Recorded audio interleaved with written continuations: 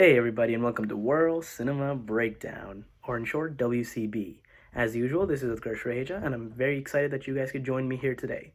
Before I dive into today's video, I just wanted to remind everybody that I'm on the road to 250 subscribers and I'm just 20 subscribers away. Please help me in getting there by clicking the subscribe button, the red button if you haven't already done so.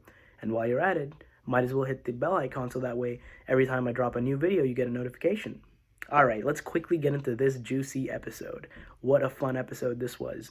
And if you're not sure what I'm talking about All of Us Are Dead, episode 4. So this particular episode starts off with something I did not expect. It starts off with a YouTuber trying to go into Cheong-San and film everything that's going on to see if it's really happening. Well, flash news, it really is happening. There really were zombies.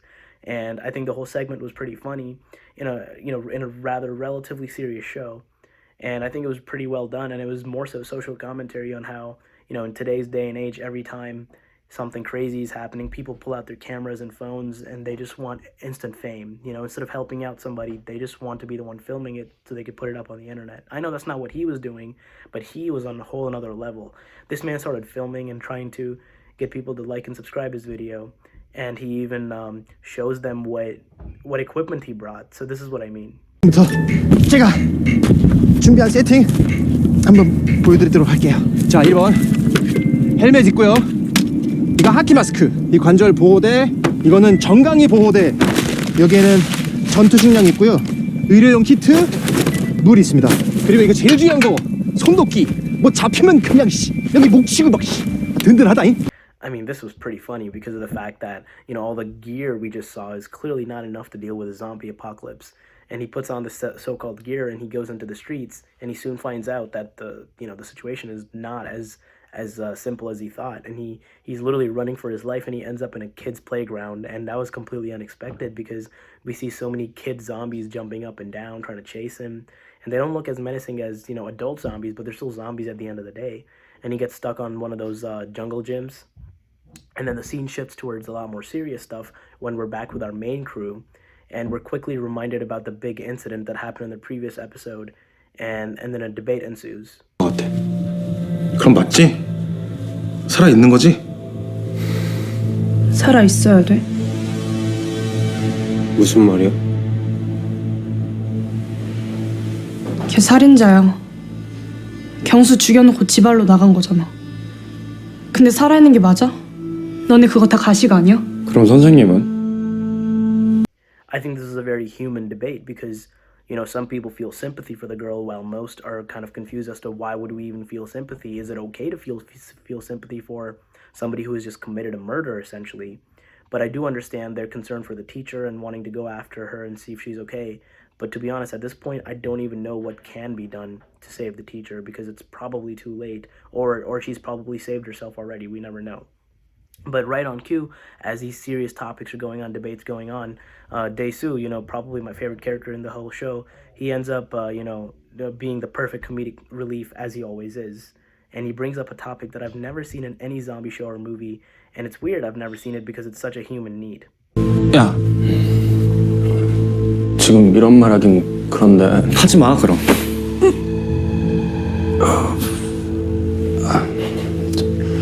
화장실 가고 싶은 사람 없냐?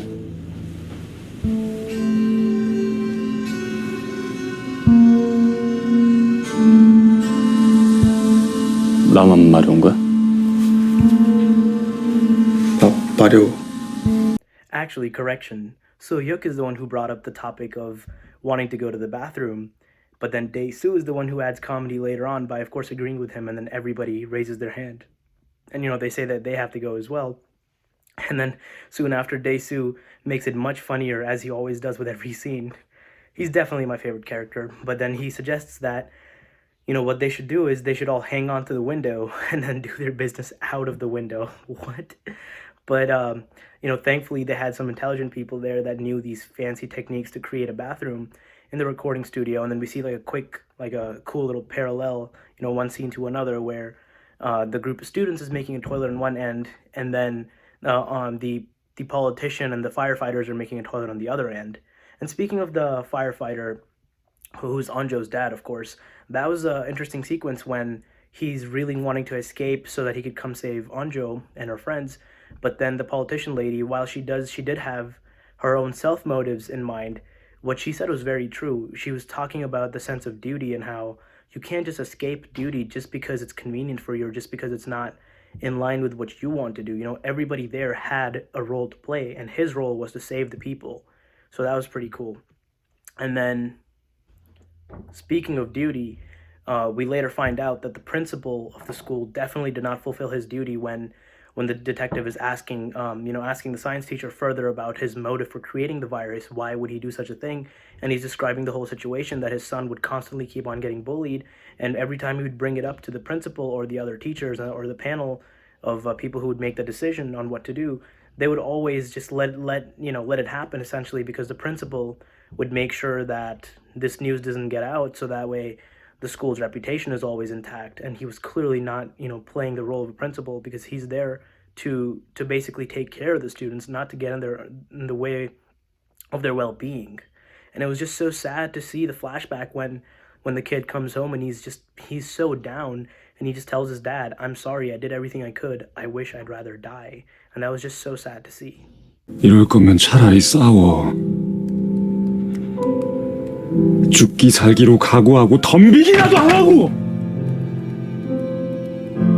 미안해, 아빠. 나 그냥 죽고 싶어. I mean, this was just so depressing to see, especially considering we've seen so many things happen to this poor kid by now. And I do believe the show has done an excellent job of kind of establishing motive for why the science teacher would do something so crazy as creating a virus. I mean, it's still not justifiable, of course, because there were so many other things he could have done. He could have put his kid in karate classes, he could have put his kid in taekwondo classes, or just self-defense classes or something. There's so many things he could have done besides this, but for some reason his scientific brain went to, oh, let me create a virus and this is the solution, right? But, as the show has constantly done this from time to time, where we'll have all these serious moments, and then soon after we'll see a quick dose of comedic relief with Dae-Su. Usually that happens yet again when the team decides that they need to find phones, and so they're sending out people to go to the teacher's office through the window, and of course Dae-Su wants to go as well. 아 역시 의리의 맨수. 너도? 야 나도 간다. 야, 됐어, 하지 마자. 내려. 왜? 야, 네 몸으로 거기 어떻게 올라가, 이 돼지야. 내 몸이 왜? 왜일까? I don't think much needs to be said about this particular scene besides the fact that this character is constantly funny. But by the end of this episode, two major things do happen, and one of them is involving Yoonji, the girl who was bullied and she was stuck on the roof, and now she's actually been bitten.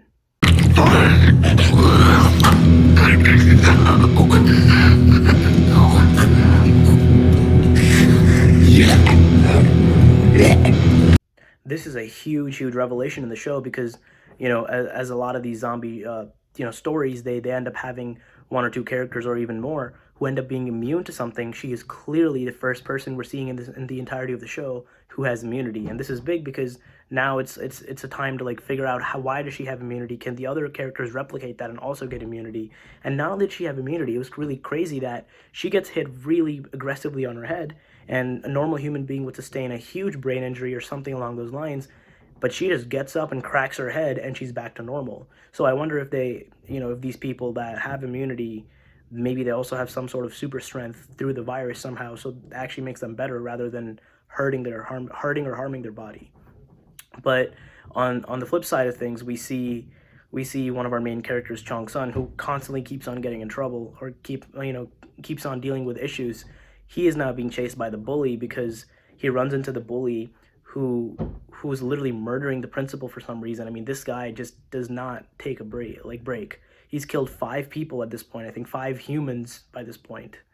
And yet again, the show ends on a cliffhanger because, as we see, the bully throws a knife towards Cheong-San.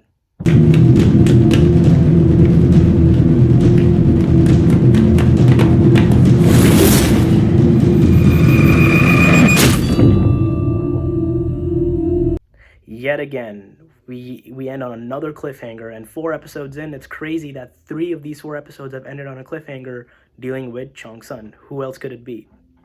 So clearly the show has established that he's one of the most important characters in the show because he keeps on getting in trouble and keeps on getting in situations where they want the viewers to be on the edge of their seats.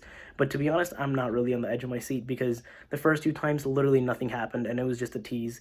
And yet again, I'm predicting that this time the knife does not pierce his back. The knife doesn't go into his back. If anything, maybe there's a small scar, or maybe the handle of the knife hits his back, or somebody comes in and saves him. But there's no way he got hit by that knife, especially from that distance. I understand the bully is, he's strong and he's pretty athletic, but still, like, that would take a lot of skill. And even if it didn't require a lot of skill, I just don't see Cheong-San getting injured. But the only way to find that out is by watching episode 5, which I'm very excited to do. And thank you so much for tuning in today, and do not forget to like, share, and subscribe. Oh, and hit the upvote button. That always helps out. Don't ever forget that. And thank you, and I'll be joining you guys in the next video. Peace.